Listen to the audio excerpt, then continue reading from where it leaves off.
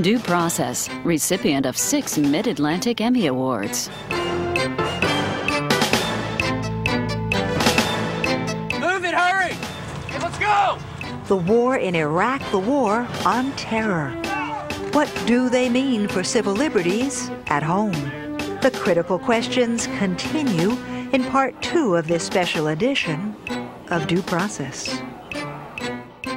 Major funding for Due Process provided by the New Jersey State Bar Foundation, committed to educating the public about the law, and by the Fund for New Jersey, a private foundation focusing on New Jersey public policy issues.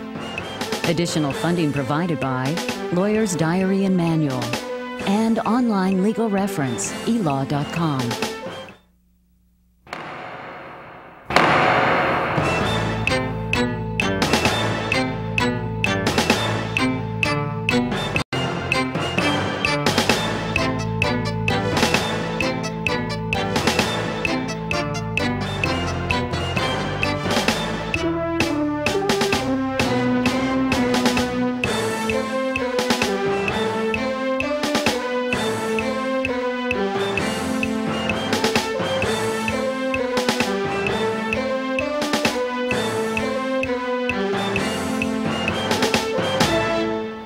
Each week on Due Process, we take on a new issue of law and justice. But the conversation we began last week was just too important to stop. So in this edition of Due Process, part 2 of our balanced look at that delicate balance between liberty and security. I'm Raymond Brown, here for a second half hour with 3 guests who may find themselves at odds on how they see the scale, yet share our belief that the dialogue is essential. But before we welcome back Rutgers distinguished Professor Earl Maltz, former terrorism prosecutor Andrew McCarthy, and ACLU National President Nadine Strossen, here's Sandy King, who was inspired to put these 2 programs together by a book and a conference. Raymond, the book is Jeffrey Stone's masterwork, Perilous Times, Free Speech in Wartime, a book that couldn't be more timely, a book so central to the challenge of these times that Rutgers Law School Camden built an extraordinary 2-day conference around it, a conference that featured some of the best thinkers and writers and teachers from the academy and the law, including 2 of the guests who will be here in our studio. It also gave me the chance to talk to Jeff Stone and to listen to Floyd Abrams, one of the nation's best-known lawyers whose name is synonymous with First Amendment law. So to set up part 2 of our conversation here, just a couple of minutes of what I heard there. Some of the more provocative ideas from Abrams and Stone. From Stone, an indictment of Bush administration policy on civil liberties. From Abrams, a willingness to rethink some of his liberal pre-9/11 assumptions. First, Abrams, who says the attacks drove him back to the law books and to pivotal civil liberties cases from earlier times of war.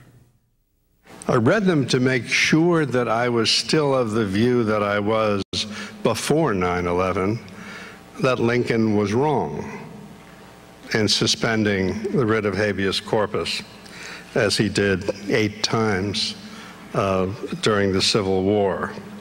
And at least to test my views, even about President Roosevelt's draconian limitations imposed on Japanese Americans who were citizens of this country.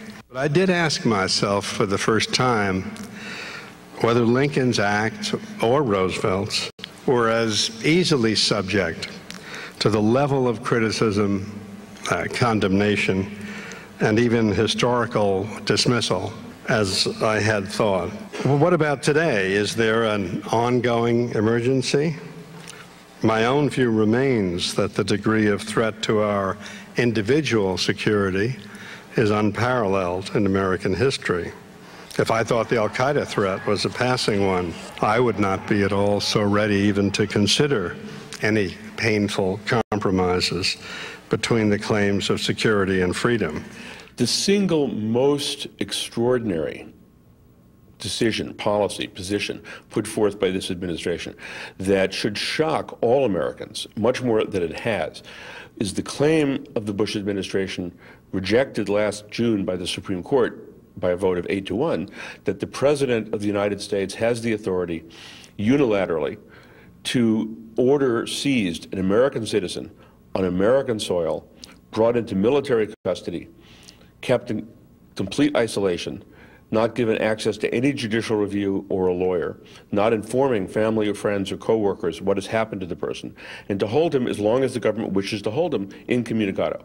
When one thinks about Gestapo-like tactics, and I don't throw those words around loosely, that's what Gestapo-like tactics are. Seizing someone off the street, essentially in the middle of the night, and making them disappear. And incredibly, that is the position the Bush administration argued to the United States Supreme Court that it could do, and the court happily and wisely rejected that. But if there was any single claim of the administration that strikes me as truly unnerving in terms of who's running our country and what are their values, it's that. So Jeff Stone believes that though direct attacks on free speech have been mild when compared to earlier times, there has been serious assault on civil liberties post 9/11. While Floyd Abrams contends that the nature of the terrorist threat may demand some new tough thinking and maybe even new and tougher policy, it is, Raymond, the very essence of our national debate. And of our debate here in the studio. We'll be right back with former federal prosecutor Andrew McCarthy, with constitutional law professor Earl Maltz, and ACLU President Nadine Strossen. So stay with us.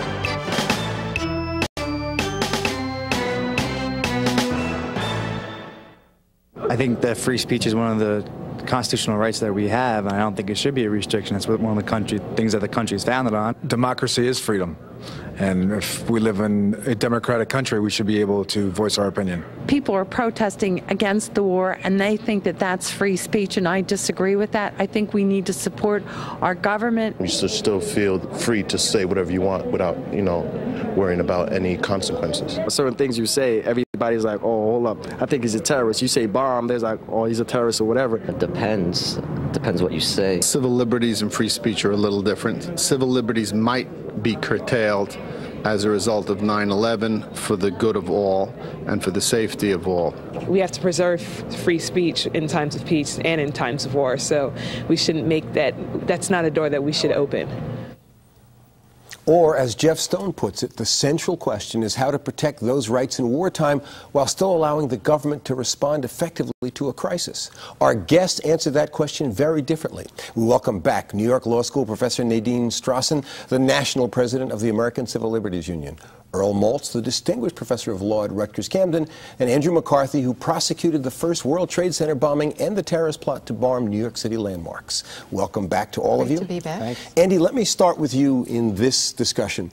We saw some conversations that took place at the conference that Sandy was telling us about, and in particular we saw Professor Stone saying that he used the word carefully, describing as Gestapo tactics the government's assertion that the president can unilaterally incarcerate a citizen on American soil without right to counsel, without charge, for an indefinite period of time. Right. You work for government, in the past, you're a former prosecutor. What's your response to that discussion? Well, I think I'm second to no one in my respect for Professor Stone and his book. But I must say that particular reference seems to me to be one of the more overwrought things I've heard in some time. This is a country of 300 million people. There are exactly 2 United States citizens who are being held. They're being held for good reason.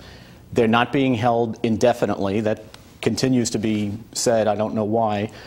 It's a law of war that is older than the United States, that during a time of war, an enemy combatant may be held by the other side until the conclusion of hostilities. Right. Let me for a moment put aside the number issue, because I think many critics would say 2 could be a starting point if we establish the precedent. Yeah, I don't think there's a chance of that. Well, the question is, when the president asserts the power or the right to incarcerate a citizen without stating an end to the charge in a war that's described as indefinite, does that raise for you, even as a person who generally on balance thinks the government is acting correctly, does that raise any alarm signals or any concern about that almost unprecedented assertion of power? I think it's a remarkably measured response, particularly if you consider the fact that 9/11 now happened, over 3 years ago. We're talking in a country of this size of 2 people. Well, with all due respect to Andy, I have to say I'm so glad that the United States Supreme Court dramatically disagreed with him in an 8-1 decision in which the strongest pro-civil liberties position and the most resounding condemnation of the administration's unilateral power claim was co-authored by Justice Antonin Scalia and John Paul Stevens. Scalia is hardly a radical civil libertarian, and he's also generally very supportive of presidential power. So I think it's striking that even such a justice as Scalia said that goes too far in this country. We absolutely have to have some basic due process rights, even for people who are alleged to be, especially for people who are alleged to be enemy combatants. Earl, we have Andy saying it's measured, Professor Stone saying it's Gestapo tactics, Nadine saying it's pretty outrageous. Actually, it was Scalia and Stevens being quoted by Nadine. Okay. Well, in a certain sense, I have some issues with the idea of seizing people on American soil, American citizens on American soil, and holding them indefinitely. But I do think that it's important in talking about the danger to civil liberties to take Andy's point that there are only two. That is, that these kinds of slippery slope arguments misconceive, I think, the force of American culture on these values, the culture of American values. That is, that if there are only one or two people suspect that there's probably good reason to hold one or two. I think you would see a much larger public outcry, and frankly, the president couldn't get away with it if he tried to hold 1,000. But the fact is that once the Supreme Court said that Yasser Hamdi had to be given some due process, the government, rather than doing that, suddenly decided that this man, who had been pronounced to be the worst of the worst, such a danger that he couldn't even consult with a lawyer, suddenly was allowed to be deported to Saudi Arabia. Isn't there room, Andy, to look at this as a question of principle without regard to the numbers? Because obviously to say one is to not say 1,000, but in terms of the law and the assertions of executive power and how we respond to them, isn't it the principle that's critical? Well, I think the principle is critical. What I'm reacting to is the word Gestapo, which I think is really over the top, and I think the numbers analysis is proper response to that. I don't disagree with Nadine insofar as she talks about Justice Scalia and Justice Stevens' analysis. From my own perspective, I think it would be better for the country if Congress actually took some action here and tried to come up with a measured system where we were according people enough due process that they were involved in proceedings that we could be proud of as Americans, but still we're not giving away the store in terms of intelligence. And, you know, they should have stepped up to the plate. They haven't. And I think that, you know, Justice Scalia's point is a sound one. If Congress had actually, when they passed the resolution after 9/11, addressed the habeas corpus issue, we could have done this in a way that was more regularized and I think would have been more accepted by the country. And with respect to Hamdi, I have no problem in deporting an undocumented alien who is a danger to the country. I send him back wherever he needs to go.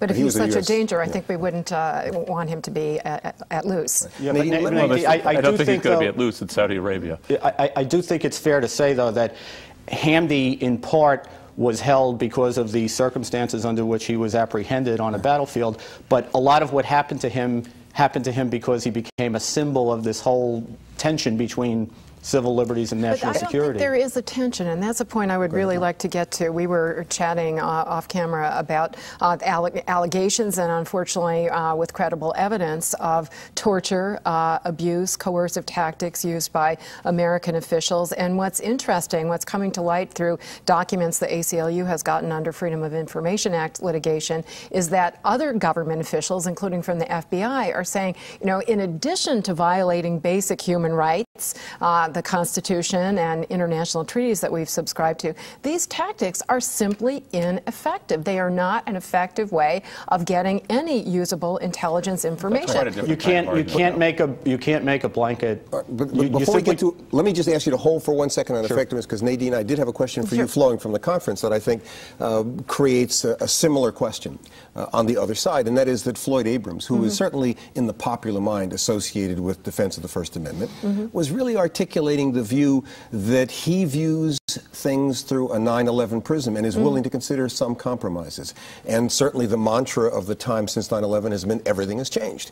Is it your view that in terms of fundamental liberties, things have changed and there needs to be a 9/11 filter attached to these liberties or not? It hasn't changed the fundamental constitutional analysis, which pre-9/11, post-9/11 remains that, yes, if the government can show that a restriction on a right, including freedom of speech, is necessary in order to protect national security, then certainly it is justified in imposing that restriction. The problem is the government cannot simply assert that its purpose is national security and then willy-nilly suppress freedom of speech, because sometimes it's even counterproductive to do that. For example, suppressing information about the government's efforts to prosecute the war on terrorism not only violates freedom of speech, but actually hampers our national security efforts. Well, you know, with respect to habeas corpus, which we were talking about before, in fact, the Constitution does not require that. The Constitution allows Congress to suspend the writ of habeas corpus,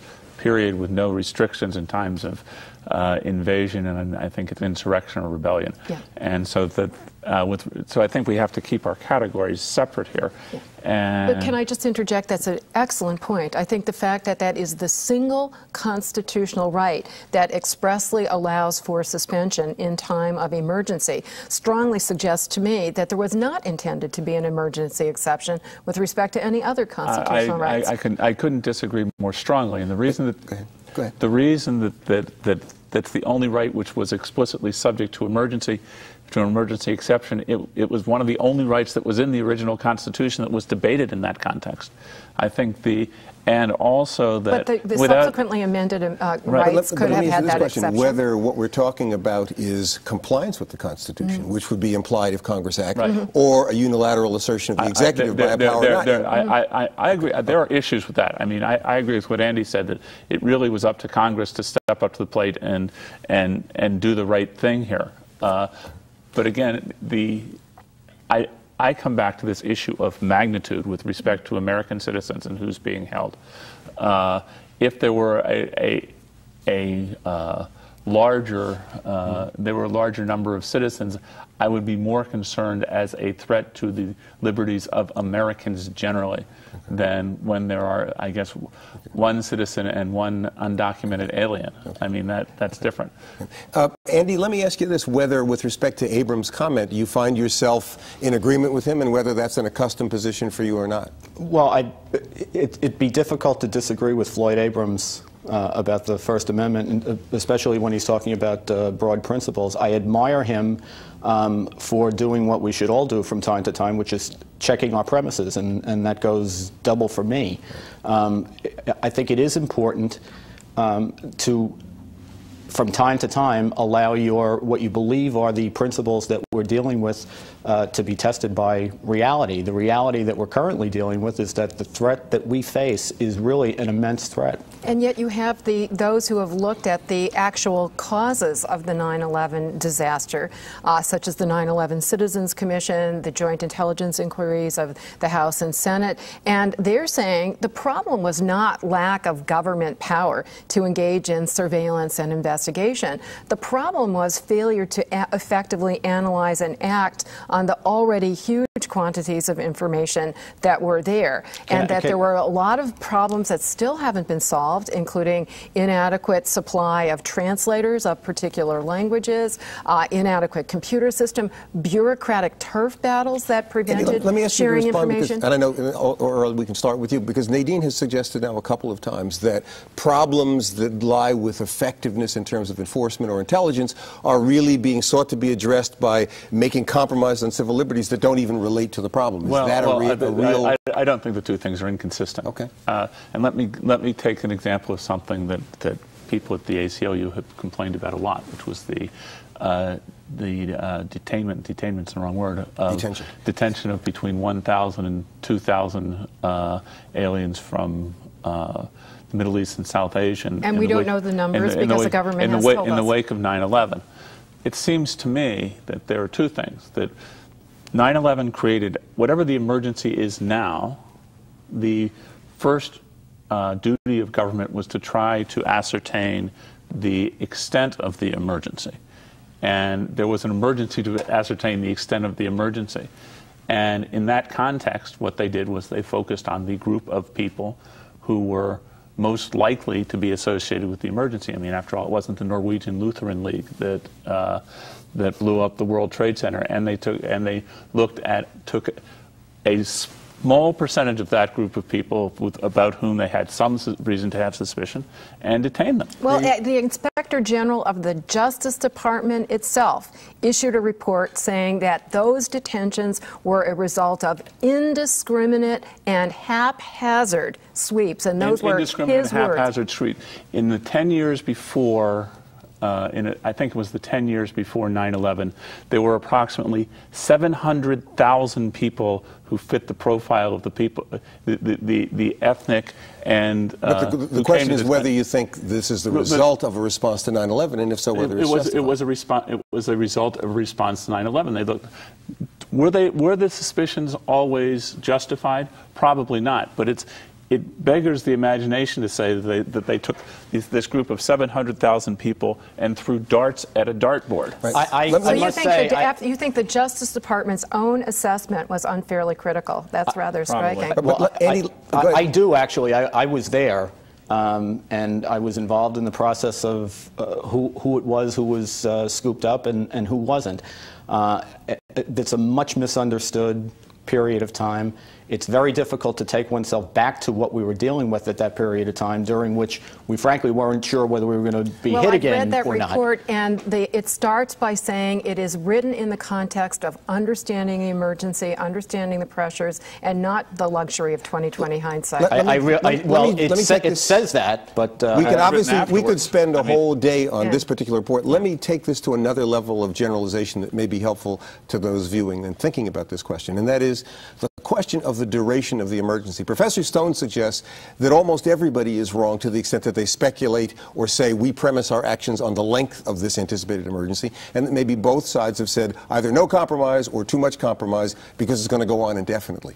What's your view about what we know about the length of this emergency and whether or not that's a reason to make certain kinds of compromises, which is what we're talking about? Well, this is an area where I strongly agree with President Bush, who has essentially said that it is going to go on forever. This is not a war. Where does that lead you? Well, to me, therefore, we are talking about being extra cautious about giving up civil liberties, because I think it's very hard to revert to a state of normality. Do you agree about the duration, and if so, where does that lead you? I believe that in general, what has been called the war on terror could go on for decades. And I don't think that means you can't break it down and say that that's a blanket reason to be able to take liberties with everyone at any time. I think what it demands is, again, for Congress to step up to the plate and let's hash this out. What kind of rights are you willing to give to people who are not Americans and who are likely enemies of the country, who are trying to supplant But is this long-term projection a warrant for more vigilance in terms of protecting civil liberties, less, or no effect at all, Earl? Well, I think, excuse me, I think the long-term perspective has thus far, I think the answer is obviously two things. The long-term perspective plus the fact that there has only been there's been two very acute incidents. Let me cut you off because I want to get you and each person's assessment on, can you give me 10 seconds on the consequences of another severe attack in terms of this debate? Oh, what you'll see is measures that will make the Patriot Act look pale. I completely agree with that, which is why I do condemn the failure to actually take measures that will actually protect us instead of just scapegoating civil liberties. Andy? As a practical matter, we couldn't do much more than we did right after 9/11 anyway. I disagree with that. I do think that you would see a stepping up of activity, but it would not be as draconian. So your sense is it would be measured. Nadine, do you think we'd be protected as we are now in terms of traditional constitutional values? I think that those will be up for grabs because it will be the easiest way for politicians to say we're doing something about terrorism while actually ignoring the concrete problems that are still ongoing. Is your perspective as bleak as Nadine's? Well, it's different. I mean, it's related but different. I would think that I agree with her to the extent that what will happen is there will be a ratcheting up of fear, and with a ratcheting up of fear, there will be the national security equivalent the federal anti-carjacking statute, that there will have that there will be a mushrooming of things which will probably be inappropriate. So it sounds like we will be facing very serious discussion at that juncture, and I say that because we have come to the end of this time. But I want to give you my thanks. Andy McCarthy, Nadine Strawson, Earl Maltz, 2 very important half hours. It's the kind of discussion we're here for, and we'll be back with more critical analysis of law and justice at the same time next week. Till then, for Sandy King and all of us here, I'm Raymond Brown. Thanks for watching.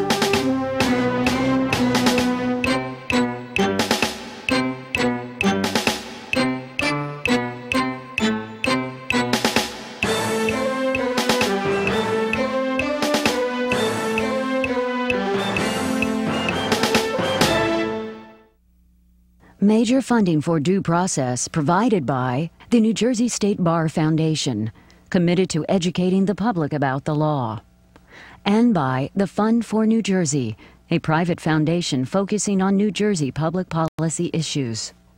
Additional funding provided by Lawyer's Diary and Manual and online legal reference, elaw.com.